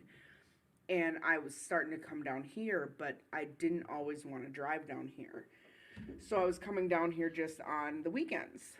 And because it's a pretty far drive for me. So now that we're able to go to meetings and stuff like that, and then I do stuff like the board and stuff at my Alano and all that kind of stuff, I have set days, and I stay home 5 days a week with my kid because that's what we've planned. And she knows what days I'm going to a meeting, and if I need to change it one week, like I talk about it with her and make sure like it works with our schedule. She knows what I do. And Saturday mornings I have another meeting that I go to, but I go to it when she's still sleeping. So like she knows where I'll be, and then we can still do stuff during the day. Like I've organized my life to where revolves around spending time with my kids. I mean, that's And I what this never did program that is. Like, before. Yeah. we have to learn how to be a productive member of society, and that is also parenting, showing up for work, Yeah. cleaning our house. And I doing used that to kind be of all stuff. about fellowship, and now people will message me and be like, "Where are you?" I'm at home. Yep. Well, what are you doing? I'm hanging out with my dog. Yep. Like, So it is I'm that balance happy. because we do have a responsibility to still suit up and show up and do the thing for the newcomer that walks Yeah. in the door. But we also have a responsibility to our family and to ourselves to be able to take that time. And I mean, that's, Yep. I got to find a new word. And with all and with all that said, I mean, if there was an addict or alcoholic that absolutely needed my help, Oh, I'd in be the right program, there. I'd be there. Mm-hmm. But like, there's just certain times and days that I set aside for meetings, and I make sure that what I need to do at home is done first before I do those things, because that's what I need to do. I need to make sure that my home life, because that's part of my recovery too. Well, it says it in the big book. Your house has to be in order before you can help somebody else. Yep. Well, and I know I say that a lot, compare and despair, but your recovery, people's recovery looks different. It's very similar. We all have the same shit going on, but how many nights a week you go to a meeting, how much time you spend with your family, like that's stuff that you have to determine between your family unit and what that looks like for you. And at different, like, we had the opportunity to do hospice for my husband's grandpa for about a year. And that changed the way my recovery looked. And all of a sudden, me and my husband had to be really super scheduled about when we left the house and like what that looked like. So the positives from that, our communication grew, and the way we do recovery changed, right? And then after that was over, it was willy-nilly. Pretty soon, I'm like 5-6 meetings a week. I'm running around on the board. I'm working too much. I look like a crazy person. And then, all of a sudden I'm unhappy, and then I got to look at it because it's painful and I don't want to. Isn't it funny how we don't change until it's really, really No, painful? I don't change unless it's super painful. Of course not. And then it's painful, and then I have to sit down and reevaluate. And then sometimes life just slaps you with a big old pandemic and changes it for you. And again, we're all talking about the good stuff that came from that, because you got to look at it like that. Like, a lot of shitty stuff happened. I mean, we've lost people. We've, our Alanos are hurting. Everybody come down to 2218, please. Everybody needs, time and donations. Yeah, I mean, I'm just and- going to give a shout out. Any Alanos that you know or have attended meetings, please shoot them out an extra $10, $20 because, They need it. The people that, we go to Fridley, Carla and I, and, a lot of people that were pledging through the whole time, since they don't come, the pledges aren't going through. And so, Yeah, and these are the places that save our life. 2218, Fridley, New Hope. All these Alanos. Blaine, yep. Blaine. Everything. They're really hurting through this pandemic, just like we were. And getting back to meetings and showing up and giving a few extra bucks if you can. That's super important. And evaluating where I want to go back to that. I hate the word balance. And compare and despair. It's super important to know where you're at in your recovery and where your friends are at. Reach out. Be like, hey, how's your meeting schedule? What meetings are you going to? Can I hit one with you one time? I changed my meeting schedule quite a bit after the pandemic, and it's a work in progress. I don't love the way I feel quite yet, and I don't like the way my recovery looks after COVID quite yet. But I'm doing a little more, and then I do a little less, and I'm figuring out my new balance. And I'm okay with who I am today. Tomorrow might be a different story. Depends on who pisses me off, but or what that looks like to me. And then I have to go make amends or do some shit like that. Being honest with myself and trusting myself. And I think we touched on this in the very beginning. I called my sponsor the other day with this issue, and I said, I don't know, I think I'm doing this thing that I always do. And she goes, Carla, no, you're not. You have to learn how to trust yourself. Because to me, I thought I was showing up in this old pattern. And she was like, no, you're not. That's a legitimate way to feel. And that hit me like a ton of bricks. I'm like, yeah, I still think I am who I was so many years ago. It's really easy for that stuff to creep up on me. Once you work your steps, you can start trusting yourself. But I love that about you, though, and that's one of the reasons why I think you and I talk about so much stuff is because both of us still are humble enough and teachable, remain teachable enough to be able to say, like, am I completely wrong on this idea? Like, am I completely out of left field on this? Or should I be doing this, I don't have all the answers, and I don't think I ever will have all the answers. I don't you know? want to have all the answers. I don't want all the answers either. That sounds exhausting too. It does. Yes, I'm honestly really tired because I just talked about things being exhausting like 4 or 5 times. You took a nap. I did a really nice nap. I'm jealous. I didn't get one. Oh my goodness. Now I'm comparing and despairing again. You guys and your naps. I worked all day. I love work. I really do. I really do. I'm still trying to win the lottery, just so y'all know. Just so y'all know. I know. Wishful thinking. I I'll don't beat pray you to for it. it. I wish for it. There you go. Manifest it, girl. Yep. I There you know what go. to wish for and what to pray for in life. That's the good thing. Well, so Carla, I heard you say that you're liking who you are right now, right? And you were talking about balance through that. So in liking who you are and learning so much of who you are, as I've gone through recovery, learning so much about myself, and accepting who I am as part of the acceptance piece of it too.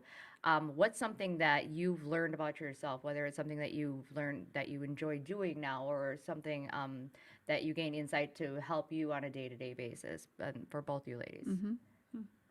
Oh, it's me. So what's the question? Something that I like what's- about myself wait, today? So what's something that you've gained through that in Yeah. learning who you are? Is what's something that when you say you like who you are now, what's something that you've learned about yourself that you now like that, or that you like to do now that Yeah. you know it's self-soothing, that self-care piece of it? Yeah, so I would say something that I definitely didn't do in the beginning that I do now. Like, I know it's gonna sound really stupid, but like when I get ready I know I hear some women say, or some people in the program, I should say, they put like affirmations on their mirror, right? Yeah, that's like a really big thing, right?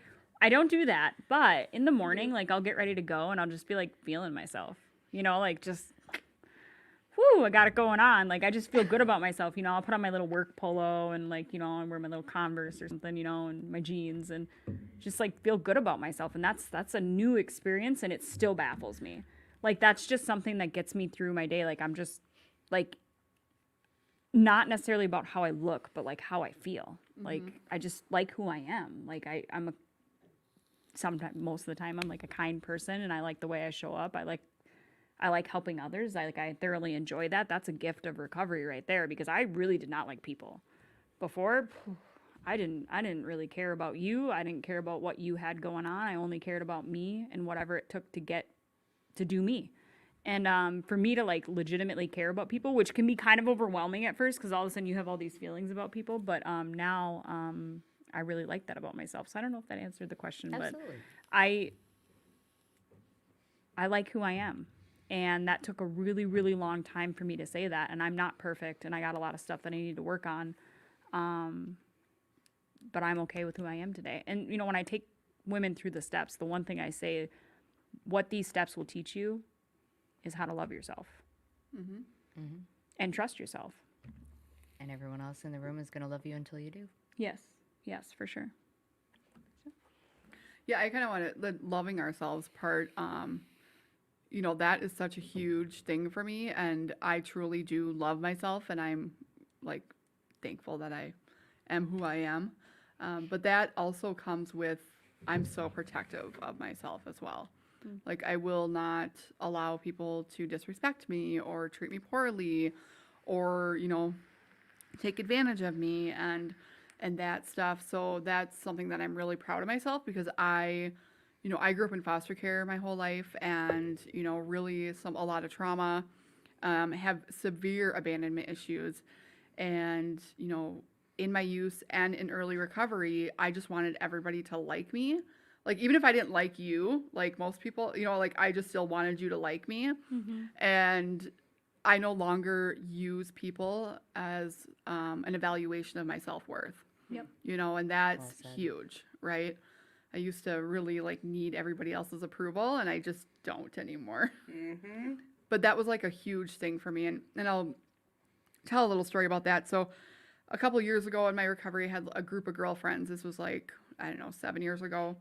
And, we'd go out, we go to Sober City, we do the girl thing, we do girls' night, we do pampering, we do this whole thing. And there was like 7 of us. And, we would all been sober for about the same amount of time. And probably about 80% of them all decided that they were going to go back out and drink. And I selfishly, really, that really messed my head up a lot. Because throughout all those years, relapsing was never an option because I loved my life in recovery. I loved the people in recovery. I loved who I was becoming. But all of a sudden it became an option because this girl support group that I had, were drinking. And after a lot of inventory and really evaluating, if I wanted to stay sober, if I didn't, and a lot of talking with my sponsor and my home group and everybody around me, I realized that my people were really like my higher power, and that I wasn't actually doing recovery for myself. I was doing it to be a part of. And I felt so good to be a part of something for the first time. And at that moment, I didn't feel a part of. And so that was a really big eye opener for me. That was probably about a 9-month process for me of dealing with that. Still remain sober, thank God, through it. But, people are a tricky one, right? So, yeah. All people. I'm going to add to that. It's okay to get hurt. That was another really big one. Ooh, that's a good one too. It's okay to be hurt. It's okay to have feelings. It's okay to be angry. It's how you show up for others, And if you do show up poorly, you got to make amends right away. That's a huge one for me. Because I'm not perfect and I don't always show up all the time well. So I have to remember that it's okay for me to be hurt and take a step back and take a breath and try again tomorrow, Just if I still feel the same way after a few days, then I know there's something going on. But if it's just a moment of, that's okay. Mm-hmm. And do you try to figure out why you feel hurt? Yeah, well, that's where that inventory piece comes And- in. Because it's super hard. Addiction is so tricky. Alcoholism addiction is so tricky because it shows up differently every time. It's Every day. It's like a okay, it's a little bit of a Harry Potter reference, but I think it's called a boggart. It comes out of the thing and it always is your worst fear, and it manifests different for everyone. That's what my addiction is, because today it's showing up this way and tomorrow it's showing up another way, and then all of a sudden I have to figure out how to fight it again. And this is a lifelong thing. This isn't something that I get to graduate from. This isn't something that this is something that's forever. So this is my life. This is how I have to I have to deal with it as it comes, and I have to be willing to keep fighting it. And that's where the loving yourself peeps comes, and even this is for the guys too, the guys and girls, you got to handle that part right away, because from deep within, as soon as you're okay with yourself, you're willing to fight. You're willing to give it your all. You're willing to go to that meeting. You're willing to open the door for a newcomer. If that has to come from within first. And that's why that inventory, that's why they call it, I hate that term, it's a selfish program, but it stems from, you need to take care of yourself before you can even help others. Got to make sure your house is in order. I just want you to know that John wrote, it's okay to ride an Indian too. Oh, yes. I ride an Indian, not a Harley. I think we can just ignore that guy. Yeah. No, I heard that he dresses really weird on the weekends. I heard that the tool bag on his bike is so big that he needs an extra bag just to fix his Harley on the way. Oh, Josh, she got you. Ooh, Love you, John. We just love gonna John. ignore that. Remember, John, I have pictures. Remember that. So I like what you just said, Carla. I can say that the only way that I've been able to find myself, honestly, in life is when I completely 100% realized that I was an addict and an alcoholic. Yeah. And then I was everything like opened and flooded for me, and I was able to find out who I truly was because I was able to use the tools in this program to find out. No matter what I did growing up with therapists or whatever else, and people trying to help me find my way through life, and when nothing worked. Nothing worked. But the tools and the steps that we have in this program, oh my gosh, it's unbelievable how well. I mean, yeah, there are some things that I still need to learn about myself, but it's unbelievable how well I know myself. It's crazy.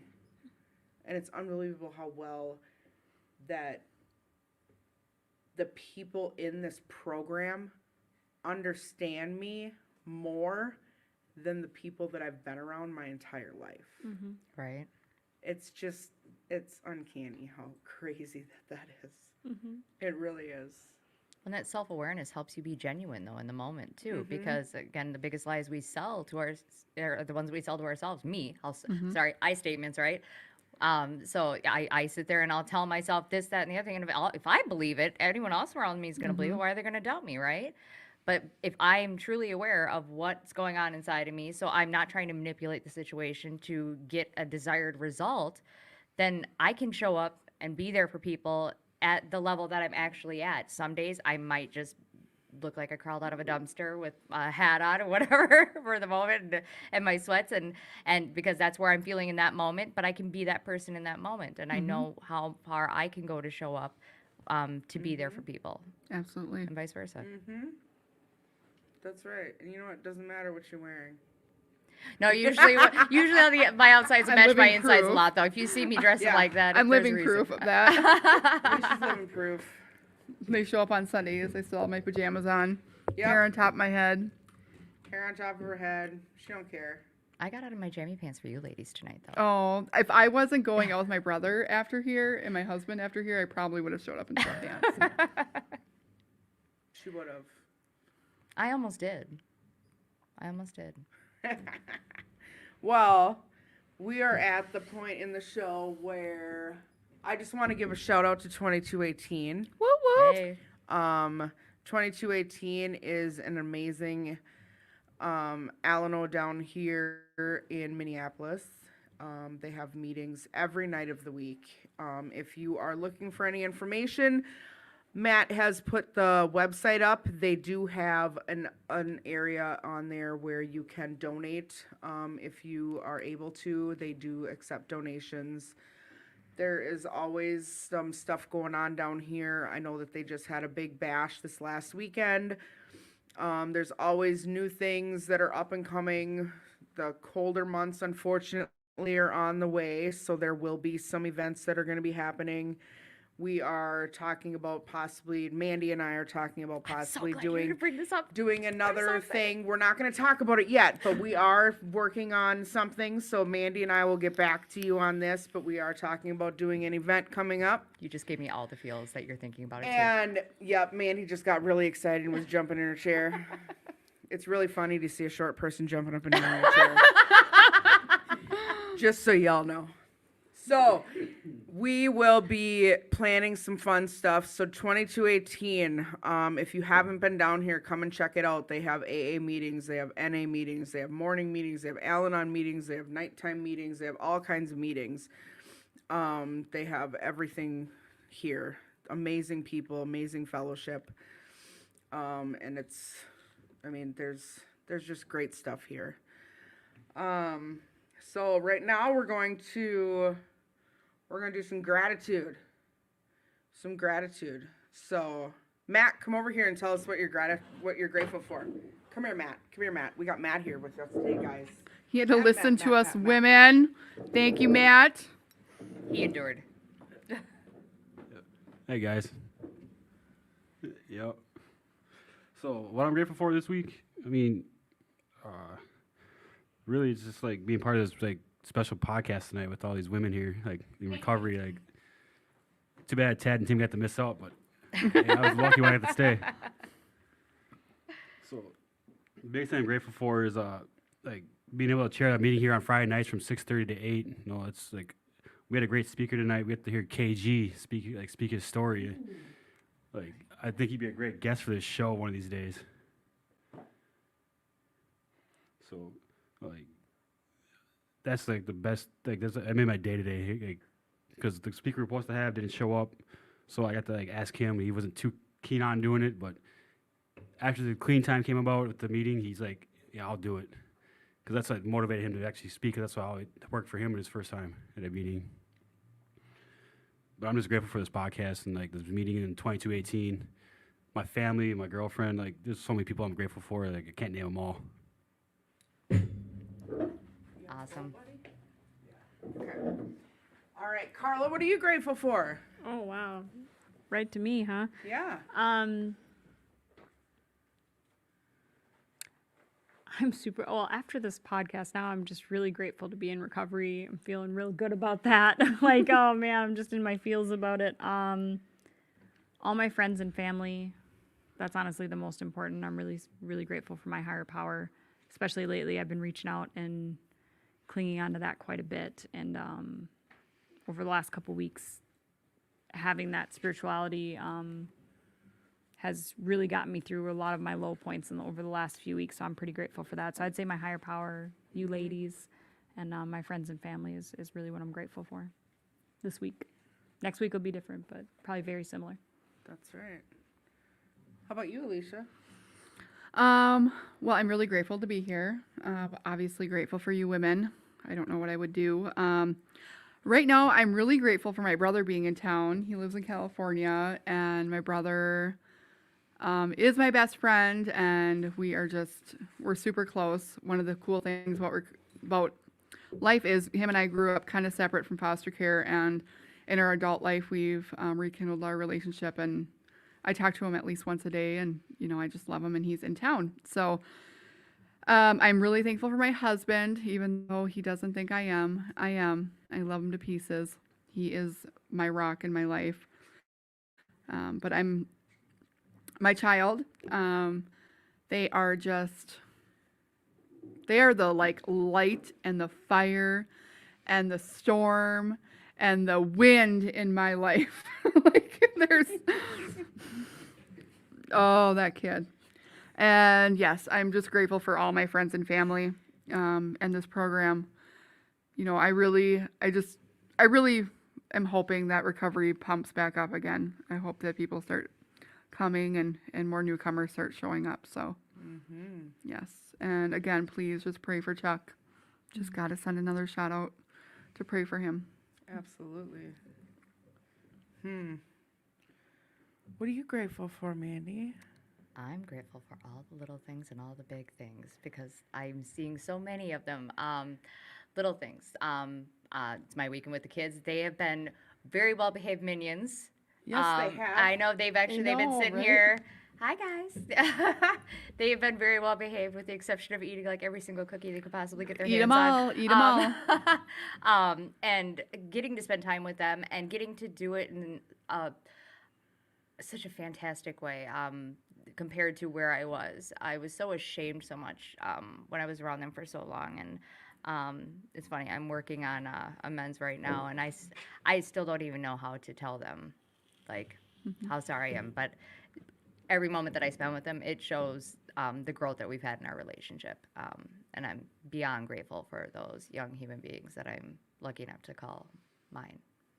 So, I'm also, I know I'm going to cry. I'm going to cry.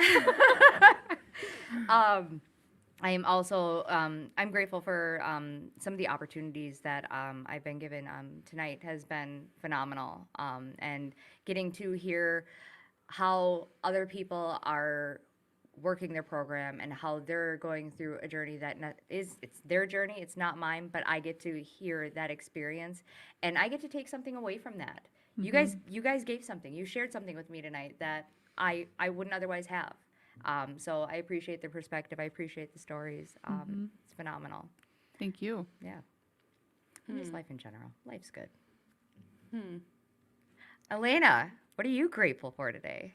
I just keep I just keep rerunning that thing in my head where you said you're grateful for the little things and the big things, and you were staring at me. So you're little and I'm big. So I have like this thought that you're like looking at me Oh my God, Elena, I love you so much. like, wait a minute, bitch. Wait. Okay, I'm over it. I'm grateful. I'm always grateful. I'm very grateful. I'm grateful for recovery. I really am. I got a message today from one of my sponsees, and I still call her my sponsee. We don't talk as much as I might talk to Alicia, but she has 18 months today. So, Oh, congratulations. so That's she- awesome. She is doing amazing, and she was my friend before,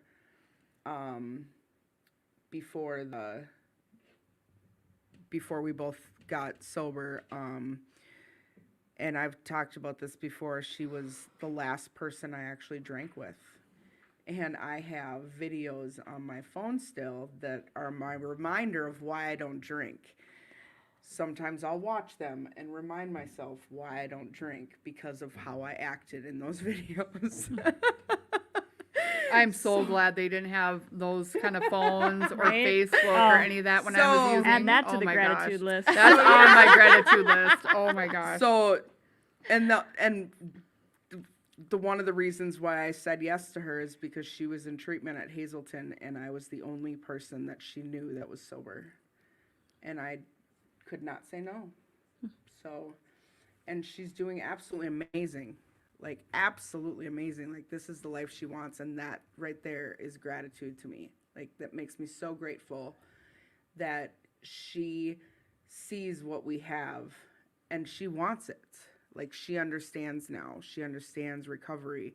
She understands that life gets better, and she's seeing the promises. Like she's fixing things in life. She's getting the little things. It's little things, new cars, a puppy to make her happy. Oh, that's what I have. Like- Puppies. Yeah, like a puppy I have 5 dogs. to 2 make cats. her happy. So it's unbelievable, and it's just the little things, like, and it's not all about material. Like her life with her family, like everything's getting better, and that makes me happy, and that makes me grateful. So yeah, I'm very grateful, and I'm grateful that I have a better relationship with my kid, and things are starting to look better for the most part. And yeah, and I'm grateful for all of you and my amazing friends and my sponsor. I love you. We love you. So yeah, and then we're gonna do one more thing here. We did not do tidbits with Tad or Timmy tonight because they are not here, but Matt does have a quote for you guys tonight.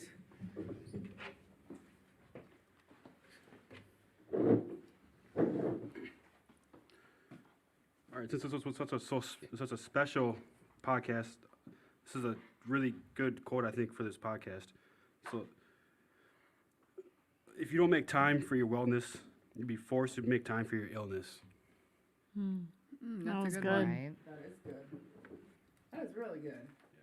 I like that one. That goes back to we don't change anything unless it's painful. Mm-hmm. Yeah, that was really good. That was right on point. I forget what's that thing that Tad always called it at the end? What's that? Oh, the buzzer beater? Buzzer beater. Oh, I was wondering when we were going to get to that. Oh gosh. Do you have a buzzer beater? Ooh. Sure. Okay, give All us a right. quick buzzer beater. So a buzzer beater, she's gonna say a buzzer beater, and you have to like spit out your answer as soon as we say your name. That's the way a buzzer beater goes. Oh gosh. Oh, God, Why do here you we do this at go. the end of the show? I'm like, Because that's the point. It's Oh. like it's the way Tad says it. It's like it's We in got this. basketball where they throw the ball and you got to get in the hoop with the buzz before the buzzer goes Oh off. my gosh, she probably just Yeah. made his night by saying something And about I have no idea basketball. anything about basketball because I hate squeaky shoes. So I will not watch a basketball game unless I got some earbuds and some of those head things you wear when you go to the monster truck thing because I hate squeaky shoes. Oh yeah. All right, so if you were sitting on a park bench and you could have somebody sitting next to you to have a conversation with anybody, alive, dead, real, fictional, who would it be? Oh god. Elaine? Oh no, I'm gonna cry. I know. Carla, what about you? My dad. Miss him lots. Oh god. I am crying. Oh No, my God. I don't cry, so I'm not crying, but wow. God. It would be my dad 100%, hands down.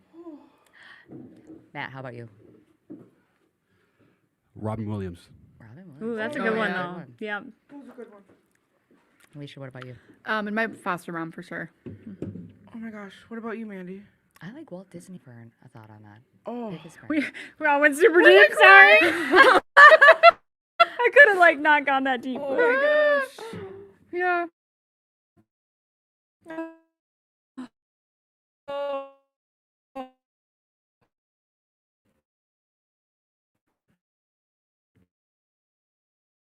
That was a really good one. I just want to. The Tads never come up with one. Breaking the bro girl. We have one of those. So next week. I'm not going to tell you who the guest is, but next week we have a good guest. Next week is a friend of mine. So next week we will see everybody here. I hate to tell everybody this, but next week is the first day of October. But